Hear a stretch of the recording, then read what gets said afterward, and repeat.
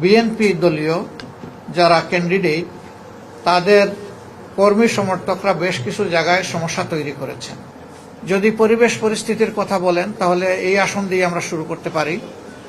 স্বাভাবিক চলছিল, কিন্তু হঠাৎ করে দেখা গেল যে মণিপুর উচ্চ বিদ্যালয়ের বালিকা শাখায়, যেখানে এই আসনের মধ্যে সর্বাধিক সংখ্যক বুথ রয়েছে, 26,000-এর ঊর্ধ্বে বুথ এখানে রয়েছে একটা শুধু ভবনে। তো সেই জায়গায় হঠাৎ করে আমাদের প্রতিদ্বন্দ্বী দলের কিছু লোক তারা বেপরোয়াভাবে ঢুকে পড়েন, তারা ভোটারদেরকে ভয়ভীতি প্রদর্শন করেন এবং অহেতুক তারা এখানে হস্তক্ষেপ করেন। এমনকি সেখানে আমাদের যারা ভোটার এবং সমর্থক তাদেরকে তারা শারীরিকভাবে নাজেহাল করেন।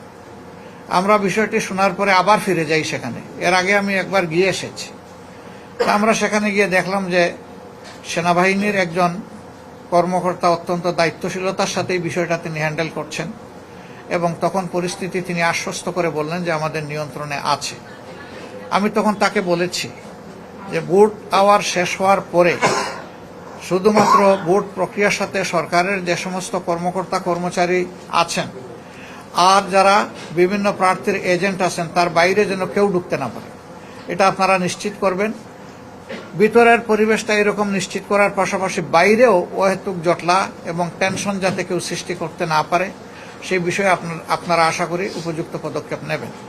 তারা আমাদেরকে আশ্বস্ত করেছেন, আমরাও তাদেরকে সর্বাত্মক সহযোগিতার আশ্বাস দিয়েছি। আমরা চাই ভোটটা শান্তিপূর্ণ হোক, প্রত্যেকটি মানুষ এসে তার মতো করে তার পছন্দ মতো ভোটটা দিয়ে যাক, ভয়ের সংস্কৃতি যেন তৈরি না হয়।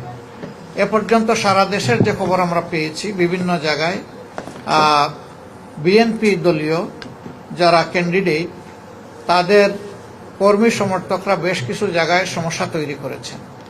যেমন আমরা খবর পেয়েছি কুমিল্লার বড়ুরা, সেখানে বেশ কতগুলো সেন্টার দখল করে নেওয়া হয়েছে এবং আমাদের প্রার্থীকে শারীরিকভাবে আঘাত করা হয়েছে, যা গুরুতর অন্যায়।